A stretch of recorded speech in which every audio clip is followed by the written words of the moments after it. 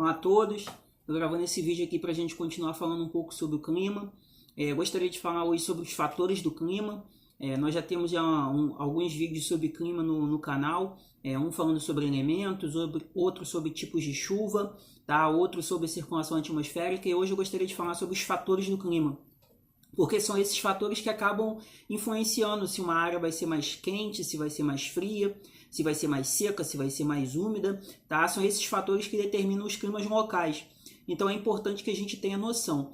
O primeiro fator do clima importante, que é o que determina as zonas climáticas, são as latitudes.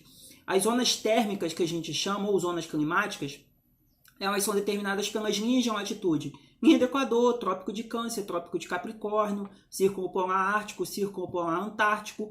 E a partir disso, a partir dessas linhas imaginárias de latitude, nós temos as zonas climáticas.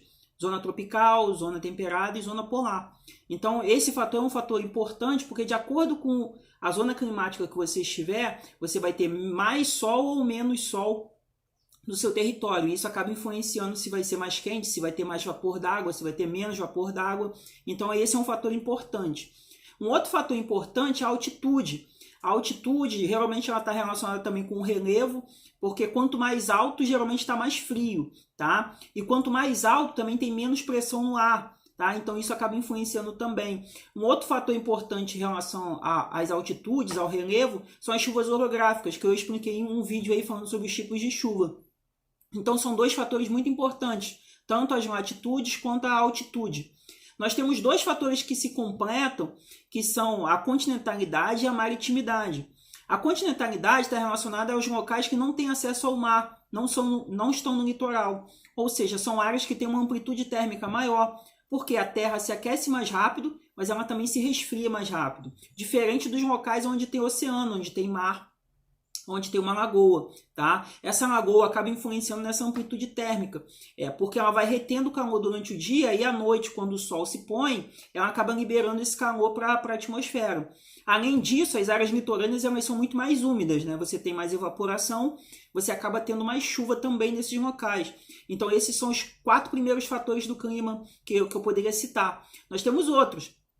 Por exemplo, a vegetação. Áreas que têm vegetação, elas são muito mais úmidas do que outras áreas, tá? Você tem uma diminuição de temperatura, você não sofre com aquele fenômeno de ilha de calor, que geralmente ocorre nas áreas urbanas. Ou seja, a vegetação, ela ameniza a temperatura. E aqui no Brasil, a gente tem uma ação importante, porque, por exemplo, a floresta amazônica, ela é responsável pelos chamados rios aéreos, ou rios voadores, que são o quê? A umidade do ar que é gerada na Amazônia, ela se desloca para a região centro-sul, ou seja, a região centro-oeste e um pedaço do sudeste acabam pegando essa umidade da Amazônia e acabam ficando áreas menos secas, ou seja, poderiam ser áreas mais áridas e acabam sendo áreas mais úmidas por causa dessa umidade que vem da vegetação. Por isso a importância de você ter uma vegetação que atua nesse processo climático e acaba gerando mais umidade para o ar. Outros fatores importantes, correntes marinhas. Nós temos 2 tipos de correntes marinhas quentes, correntes marinhas frias.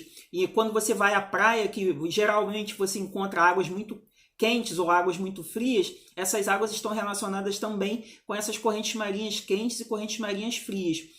Um detalhe, essas correntes marinhas frias, elas estão associadas à formação dos desertos. Geralmente, onde tem os desertos, tem correntes marinhas frias. Outro detalhe, correntes marinhas quentes, tá? Essas correntes marinhas quentes, elas acabam atuando na formação dos furacões.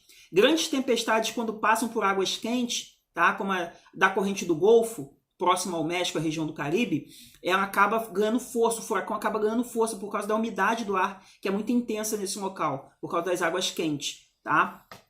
Outro fator importante são as massas de ar. As massas de ar, elas influenciam as temperaturas, as quedas de temperatura, a elevação da temperatura. Eu tenho um vídeo no canal aí que eu falo um pouco sobre chuva frontal, e a chuva frontal é exatamente sobre isso. Ela é o encontro de 2 massas de ar, uma massa de ar quente e uma massa de ar fria, elas se encontram e geram uma chuva, uma queda de temperatura e uma chuva.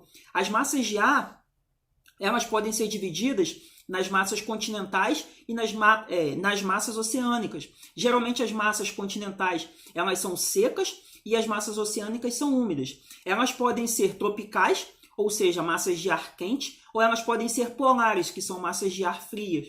Geralmente as que atuam para diminuição da temperatura e geração de chuva são as massas de ar polares. E um outro detalhe, aqui no Brasil a gente tem uma massa de ar que, apesar de ser no continente, ela é úmida, tá? Que é a massa continental equatorial, que é a chamada MEC, tá? Massa equatorial continental, que ela fica lá na região da Amazônia. A floresta amazônica libera a umidade do ar para ela e ela acaba se tornando úmida, tá? Se tem alguns fatores do clima aqui, é importante que você tenha em mente que esses fatores é que vão determinar se o clima vai ser mais quente, se vai ser mais frio, se vai ter mais umidade, se vai ter menos umidade. Então esses fatores acabam sendo muito importantes. Não se esqueçam deles. Latitude, altitude, relevo, tá? Correntes marinhas, massas de ar, a continentalidade, maritimidade, vegetação, tá bom? O ser humano também muitas das vezes acaba atuando também nesses climas porque ele pode gerar muita poluição para o ar, ele também altera as características urbanas, solos muito impermeáveis, muito concreto, muito asfalto, pouca circulação de vento. Então tudo isso acaba influenciando o clima de locais também, tá bom? Eu espero que tenha sido claro, que vocês fiquem com Deus e até a próxima.